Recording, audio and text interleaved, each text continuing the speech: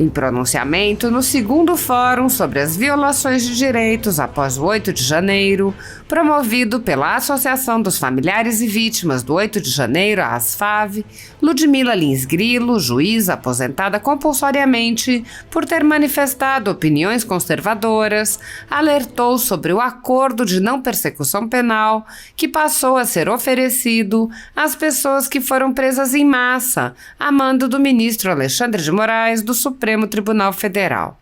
O acordo, que poderia ter sido oferecido no início do ano, só foi sugerido após as pessoas passarem meses presas e exige que as pessoas confessem crimes que sequer cometeram, além de submetê-las a medidas cautelares que suprimem suas liberdades e atingem seu patrimônio e renda. Ludmila encetou: esse acordo de não persecução penal parece uma pegadinha, assim como o acordo que o Chamberlain assinou com o antes da Segunda Guerra Mundial. Para quem não se lembra, o Chamberlain, que era ministro na Inglaterra, achou que era ok assinar esse acordo, fazer acordo com esse tipo de gente. Ele assinou o acordo com o e o que ele fez? É claro que ele não cumpriu. Ele atacou do mesmo jeito. Nesta toada, a magistrada aposentada complementou. O Churchill falou: entre a desonra e a guerra, você escolheu a desonra e teve a guerra. Para mim, vocês que estão pensando em assinar acordo de não persecução penal, pensem se não estão agindo como Chamberlain, que assinou o acordo, mas teve, mesmo assim, a guerra no final das contas. Se vocês assinam esse acordo, a PGR, que teria um trabalho miserável para individualizar as condutas, não iria conseguir. As denúncias seriam ineptas. Primeiro, você confessa algo que não cometeu, você legitima as perseguições, deixa de dar trabalho à PGR, você facilitou confessando, você facilita o trabalho da Polícia Federal. Jamais se pede desculpas ou se confessa algo que não se fez. A advogada Carolina Siebra, por seu turno, rebateu a declaração de Alexandre de Moraes, ministro do STF, e pontuou: o cara do algodão doce está de tornozeleira. Por ele, podemos ter uma noção de quem são as pessoas que estão no cárcere ou amargando o uso da tornozeleira eletrônica. Dessa forma, Ludmila complementou: ônus da prova. Qualquer estudante de primeiro período sabe que quem deve provar alguma coisa no processo é quem está acusando. Não precisa nem ser do direito para saber. É banal, é ridículo ter que repetir algo que é de notório saber. É constrangedor um ministro do STF dizer que a pessoa que vai ter que provar que não aconteceu. Isso é direito freestyle. Esses processos são sigilosos, os advogados têm dificuldade de ter acesso aos autos. Gostaria de saber se a Procuradoria-Geral da República está alertando para isso e o que está sendo feito.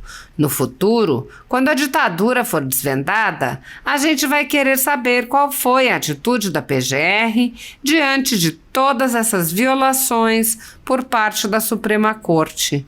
Não vejo a OAB fazendo uma manifestação contundente quanto a isso. Por que não está sendo feito um estardalhaço quanto a isso? Por que a OAB, sempre tão combativa, não está sendo nesse caso? Há mais de 10 anos, a Folha Política atua noticiando fatos, discursos, argumentos e denúncias que são obliteradas pela velha imprensa. Nosso veículo de imprensa dá voz às vozes conservadoras, ao anticomunismo, à defesa dos direitos fundamentais e da liberdade de expressão e de imprensa, além de trazer ao público os vídeos dos pronunciamentos de autoridades para que o público possa formar sua própria opinião sobre o que foi dito e não precise depender de relatos de terceiros. Quem controla a informação, controla em última instância a realidade. grupos monopolísticos e cartéis que se associam com o intuito de barrar informações contrárias ou inconvenientes, atuam em conluio com a finalidade de aniquilar qualquer mídia independente, eliminando o contraditório e a possibilidade de um debate público amplo, honesto, abrangendo todos os feixes e singularidades dos mais diversos espectros políticos. Controlando as informações, o cartel midiático brasileiro tenta excluir do debate e, em última instância, da vida pública os conservadores e os veículos que dão voz a essas pessoas. A renda da Folha Política está sendo confiscada a mando do ministro Luiz Felipe Salomão, ex-corregedor do TSE, com respaldo e apoio de Luiz Roberto Barroso, Alexandre de Moraes e Edson Fachin. A decisão confisca de forma indiscriminada todas as receitas advindas do YouTube, indicando claramente que a intenção não é a de excluir conteúdos específicos, mas sim de calar o canal e eliminar o jornal. Há mais de 26 meses, toda a nossa renda é retida sem qualquer justificativa jurídica. O atual corregedor, Benedito Gonçalves, impôs novas restrições ao canal, a pedido da coligação de esquerda que disputou a eleição. Se você apoia o trabalho da Folha Política e pode ajudar a evitar que o jornal seja fechado, doe qualquer valor à empresa Raposo Fernandes por meio do Pix, cujo QR Code está visível na tela, ou por meio do código ajude@folhapolitica.org. Caso não utilize Pix, há a opção de transferência bancária para a conta da empresa Raposo Fernandes, disponível na descrição deste vídeo e no comentário fixado no topo. Há mais de 10 anos, a Folha Política vem mostrando a realidade da política brasileira e quebrando barreiras do monopólio da informação. Com a sua ajuda, poderá se manter firme e continuar a exercer o seu trabalho. Pix ajude@folhapolitica.org. Assista. Então advirto aos senhores, daqui a alguns anos, qualquer composição da Suprema Corte que venha, porventura, no futuro, a se compor, e em sua maioria houver o entendimento de que nesse momento histórico, ainda que isso aconteça daqui a 10, 20, 30 anos, não importa. Se em algum momento o Brasil tiver uma composição de Suprema Corte que compreenda que esse momento que nós estamos passando hoje se trata de uma ditadura judicial, poderá ser adotado o mesmo entendimento adotado pelo STJ na súmula 647 e, portanto, todos os atos que estão acontecendo, pelo menos de 2020 para cá, poderão vir a ser futuramente considerados imprescritíveis. Ou seja, todos vocês vítimas da ditadura judicial, inclusive eu, que estou sem as minhas redes sociais já há quase um ano, privada da minha liberdade de expressão. Todos nós, vítimas da ditadura judicial, poderemos buscar a devida reparação. E você poderá perguntar assim, mas poxa, mas aí é o pagador de impostos que vai pagar essas reparações e tudo mais? Inicialmente será a União. Entretanto, eu lembro a vocês do que está escrito no artigo 37, parágrafo 6º da Constituição Federal, que diz o seguinte, abre aspas, as pessoas jurídicas de direito público, a União, e as de direito privado, prestadores de serviço público, responderão por danos que os seus agentes, nessa qualidade, causarem a terceiros, assegurado o direito de regresso contra o responsável nos casos de dolo ou culpa. Isso quer dizer o quê? Que ainda que a União venha a pagar indenizações, pensões para as vítimas do 8 de janeiro e da ditadura judicial em geral, a União terá direito de regresso contra o agente público causador do problema, ou seja, direito de regresso contra as autoridades no CPF, pessoa física, de cada uma das autoridades que praticou arbítrios durante a ditadura judicial. Por último, para fechar aqui essa minha fala, eu também tomei conhecimento de que seria ofertado aos presos do 8 de janeiro o Acordo de Não Persecução Penal, o ANPP. E, segundo os termos do Código de Processo Penal, o Acordo de Não Persecução Penal prevê que, para que o sujeito não seja processado, para ele se livrar do processo, ele deve confessar. Um dos requisitos para que ele receba esse acordo, para que ele seja beneficiado pelo acordo, é a confissão. Então, veja bem, isso, a meu ver, eu vou deixar aqui para vocês refletirem a minha opinião sobre esse acordo de não persecução penal. Esse acordo de não persecução penal me parece uma espécie de pegadinha, assim como aconteceu naquele acordo que o Chamberlain assinou com o Hitler na Segunda Guerra Mundial. O acordo de não agressão. Para quem não lembra, eu vou lembrá-los o que aconteceu naquela época. Durante a Segunda Guerra Mundial, o Chamberlain, que era lá o ministro do Churchill, na Inglaterra, assinou, ele achou que era ok assinar um acordo com o Hitler. Um acordo de não agressão. Ele achou que era ok fazer acordo com esse tipo de gente. E o que ele fez? Ele assinou o acordo de não agressão com o Hitler. E o que o Hitler fez? Vocês lembram? Pois é. É claro que o Hitler não cumpriu o acordo. O Hitler foi lá e atacou do mesmo jeito. Aí o Churchill foi lá e falou para ele aquela famosa frase: entre a desonra e a guerra, você escolheu a desonra e teve a guerra. Então, para mim, vocês que estão pensando em assinar um acordo de não persecução penal com esse pessoal, pensem se vocês não vão estar sendo um Chamberlain na Segunda Guerra, assinando um acordo desonroso e tendo mesmo assim a guerra no final das contas. Se vocês assinam esse acordo, a PGR, que ia ter um trabalho miserável para conseguir individualizar as condutas, na verdade não ia conseguir. Não tem como individualizar essas condutas numa denúncia. Quase todas as denúncias vão ser ineptas de qualquer maneira.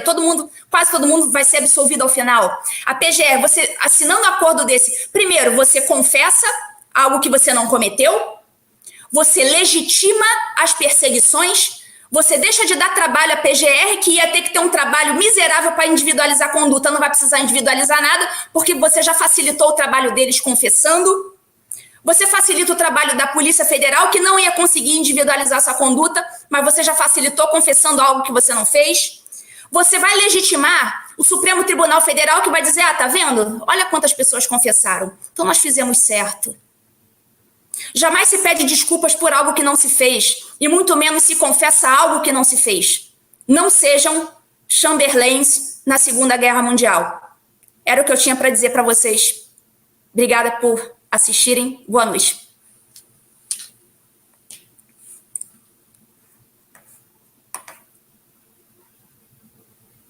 Doutora Ludmila, vou pedir aqui uma salva de palmas. Já bateram palmas aqui, mas como estava desligado, de novo, gente, um bis, por favor.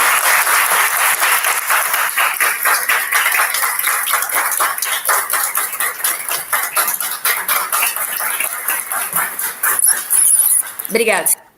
Doutora Ludmila, muito me honra estar aqui nesse momento como mediadora. Eu li o livro Inquérito do Fim do Mundo, ando com ele dentro da bolsa, não estou esses dias porque a Gabriela quer tomar de mim, então, porque está muito difícil da gente encontrar ele nas livrarias. Mas eu li o livro, conheço sua história, sou sua admiradora, e a gente, os pensamentos são muito parecidos.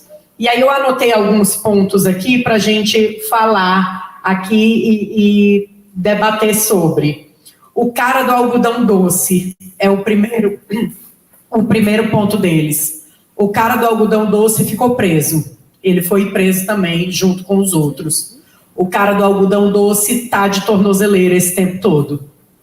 Então, assim, pelo cara simbólico do algodão doce, a gente pode ter uma dimensão do que está acontecendo e de quem são as pessoas que hoje ainda estão no cárcere ou que estão amargando o uso da tornozeleira eletrônica.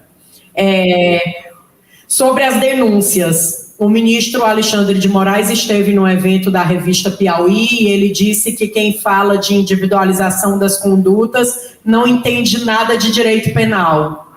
E aí a doutora com vasta experiência aí no direito penal pode dizer para a gente, falar um pouco sobre isso, já falou, né, mas é bem essa questão também. Ele diz assim, porque eu não preciso dizer que fulano de tal riscou uma parede. Certo, ele não precisa dizer que riscou uma parede, mas ele tem que minimamente provar que aquele fulano de tal agiu de uma forma para contribuir com aquele crime. E não é isso que a gente viu nas denúncias. E agora, recebendo as alegações finais, pior, né? Nas alegações finais, a gente vê a imagem de uma faca e 3 objetos assim que eu não consigo identificar e um saquinho de bola de gude, e ele diz que se estava numa manifestação que tinha mais ou menos 4.000 pessoas, e se existia uma pessoa que tinha aquela arma, deveria saber. Na verdade, era para ser de conhecimento de todo mundo. E aí eu questiono também, a gente viu agora recente no show do Alok no Rio de Janeiro, um arsenal de facas, né? Várias pessoas foram presas que estavam roubando celulares, né? Então todo mundo que estava no show vai responder pelo crime de roubo de celular e vai responder por essa associação criminosa armada, porque se tinha uma pessoa que tinha uma faca, todo mundo que estava ali no show deveria saber. Fica o questionamento. Outro ponto, o ministro Alexandre de Moraes também nesse evento, ele afirmou que a defesa deveria provar a inocência dessas pessoas. Deveria pegar lá o vídeo e dizer assim, não, ele estava lá, mas ele não fez nada, ele estava lá, mas ele... Assim, até onde eu estudei, não é assim que funciona. Eu não sei se em outra legislação, em outras doutrinas, está diferente, mas na que eu estudei não é dessa forma. Outro ponto, ele diz que já estar lá já era crime. Ele pontua isso nessa mesma entrevista. Já estar lá já era crime. E essa questão dos vídeos é um ponto que é interessante eu colocar aqui, não só os vídeos do ministro Flávio Dino, mas os vídeos do Palácio do Planalto, eles têm um corte proposital. Eles param em algumas câmeras às 15h34, em outras eles param às 16 e pouco, em outros eles param às 17. Em alguns lugares que ela é automatizada, ela sai essa automatização e só filma onde eles querem, que, por sinal, é o lado contrário onde as pessoas estavam. E aí, mesmo que a gente quisesse provar a inocência dessas pessoas que estavam no Planalto, no Palácio do Planalto, a gente não teria, porque a gente não tem as imagens para provar. E aí elas estão numa alegação final que pede prisão delas, condenação delas por crimes que chega a 30 anos a pena. Então, são esses pontos que eu queria trazer e queria lhe apresentar para a gente conversar também sobre isso. Isso.